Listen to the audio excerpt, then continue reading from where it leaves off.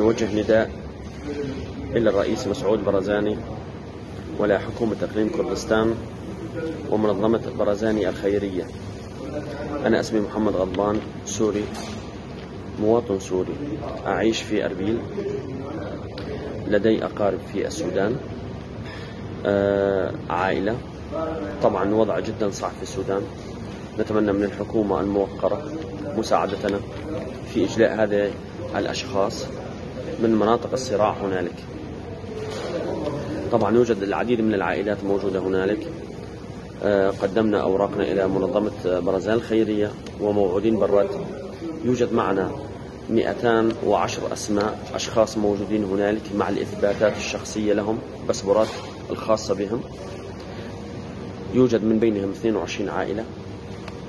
طبعا هذه العائلات تعيش في المدارس، ويوجد بعض الأشخاص يعيشون في الطريق، وبعض الأشخاص يعيش جانب المطار ينتظر فرصة من أجل الذهاب إلى أي بلد ينقذ نفسه فيها من الوضع الذي هو فيه.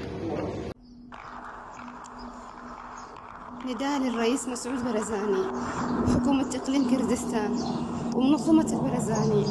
أنا اسمها يحيى، أنا موجودة في السودان، ونتمنى من كاك مسعود إنه يساعدنا في إخراجنا من السودان. الوضع يا إخوان صعب للغاية، ما يتحمل البقاء، وما في أحد غير الله وغير الأخ مسعود ممكن يخارجنا.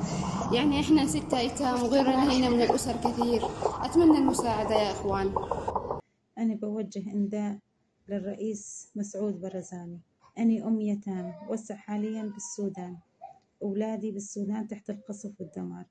أنا اسمي مناهل عبد السلام تركماني، وأني من سوريا من محافظة درعا. وأني بترجى من رئيسنا مسعود برزاني إنه يضمني أنا وأولادي، يعني من تحت القصف. أولادي يعني طلعوا من سوريا من تحت القصف، طلعوا على السودان قصف تحت القصف. أولادي يعني هم لي 5 سنين ما شفتهم، هم يتامى، يعني طلعتهم يتامى لي 5 سنين ما شفتهم. وبطلب من الرئيس مسعود برزاني إنه يضمني أنا وأولادي.